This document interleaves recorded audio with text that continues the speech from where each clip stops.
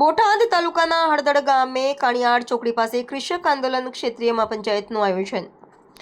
પ્રદેશ કોંગ્રેસના પ્રભારી મુકુલ વાસનિક, ભૂપેન્દ્ર મરાવી, મંત્રી રાષ્ટ્રીય કોંગ્રેસ પ્રદેશ પ્રમુખ અમિત ચાવડા, વિધાનસભા વિપક્ષ નેતા તુષાર ચૌધરી, રાજ્યસભા સાંસદ શક્તિસિંહ ગોહિલ, રાષ્ટ્રીય સેવાદળ પ્રમુખ લાલજી દેસાઈ, સાંસદ ગનીબેન ઠાકોર, કૃષક આંદોલન ઇન્ચાર્જ ઇન્દ્રનીલ રાજગુરુ, ધારાસભ્ય જિગ્નેશ મેવાણી, યુથ કોંગ્રેસ પ્રદેશ પ્રમુખ રપાલસિંહ ચુડાસમા, કિસાન મોરચાના પાલભાઈ આંબલિયા, પૂર્વ ધારાસભ્ય લલિત કગથરા, ઋત્વિજભાઈ મકવાણા, પુંજાભાઈ વંશ, ભોળાભાઈ ગોહિલ, રાજેશભાઈ ગોહિલ સહિતના રાષ્ટ્રીય અને પ્રદેશ લેવલના મહાનુભાવોના રહ્યા ક્ષેત્રીય મહાપંચાયતમાં ઉપસ્થિત. જિલ્લા કોંગ્રેસના હોદ્દેદારો, આગેવાનોની મોટી સંખ્યામાં કોંગ્રેસ કાર્યકરો અને ખેડૂતો આ કૃષક આંદોલન ક્ષેત્રીય મહાપંચાયતમાં ઉપસ્થિત રહ્યા. અહેવાલ રોહિતાર જતાપરા, દીવ મિરર ન્યૂઝ, બોટાદ.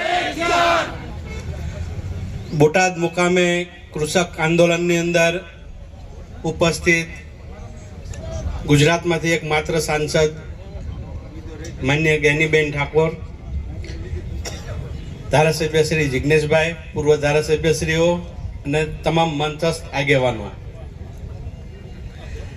જ્યારે બોટાદની અંદર આ આંદોલન જવા થઈ રહ્યું છે ત્યારે મુદ્દો શું છે એ બધા જાણે છે.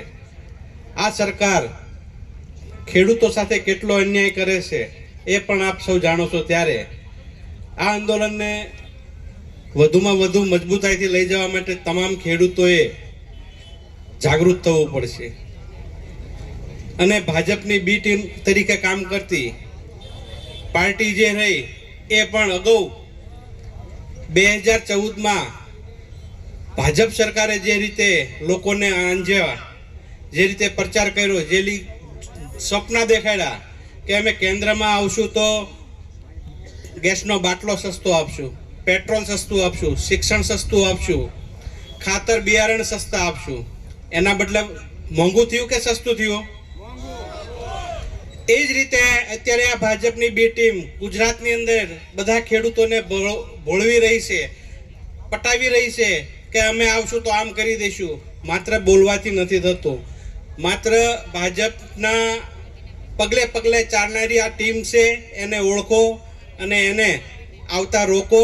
કોંગ્રેસ પાર્ટીએ હંમેશા ખેડૂતો, ગરીબો, વંચિતો અને તમામ સમાજના વર્ગોને ધ્યાનમાં રાખીને કામગીરી કરતી હોય છે.